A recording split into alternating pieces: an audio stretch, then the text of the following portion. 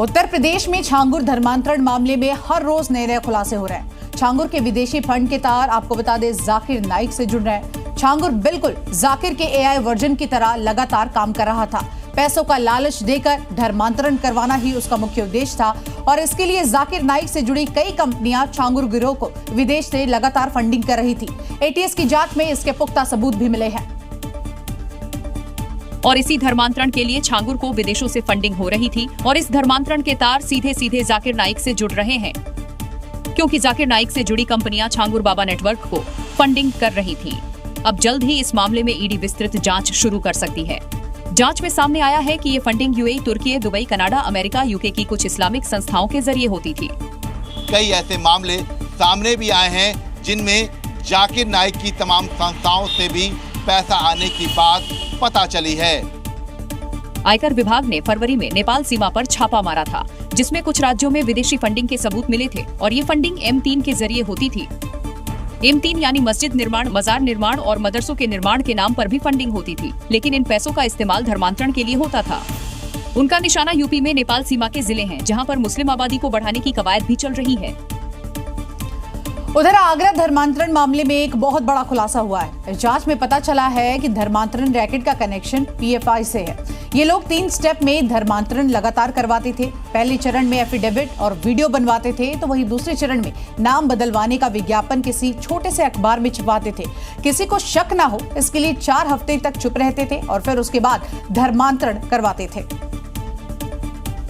और इस धर्मांतरण के तार अब देश में बैन हुए संगठन SDPI और PFI से जुड़ रहे हैं। पूछताछ में इस धर्मांतरण गैंग का SDPI और PFI से कनेक्शन सामने आया है।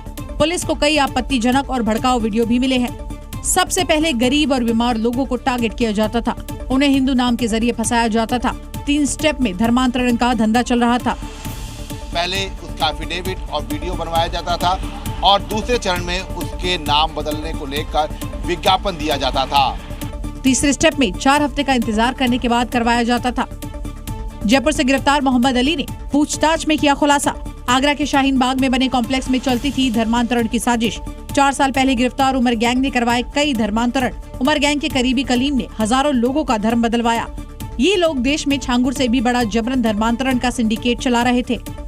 और देखिए, चुनाव जीतने के बाद भी नेताओं का जनता से जुड़ाव बहुत कम ही देखने को मिलता है। यूपी के मछली शहर से सांसद प्रिया सरोज जब अपने गांव पहुंची तो उनका अनोखा अंदाज सोशल मीडिया पर खूब वायरल हो गया।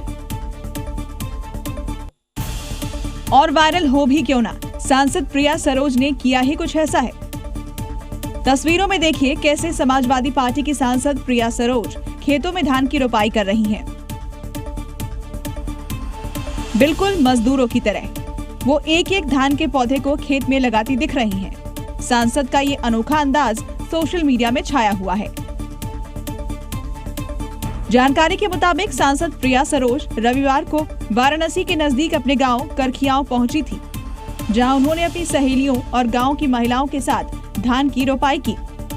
वीडियो में प्रिया सरोज नंगे पांव एकदम देसी अंदाज में पानी भरे खेत में धान लगाती देखी जा सकती हैं।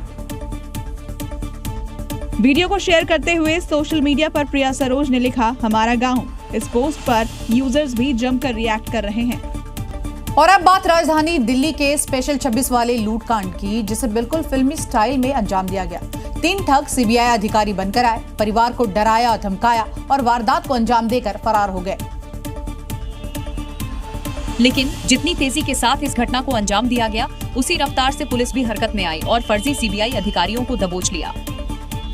आरोपियों को पता था घर में कितना कैश रखा है, कहां-कहां सोने चांदी के जेवरात रखे हैं। ठीक उसी जगह को टारगेट करते हुए परिवार को झांसे में लेकर छापेमारी की और पलक झपकते ही एक कीमती सामान लेकर फरार हो गए, जिसे पुलिस ने गिरफ्तार कर लिया है।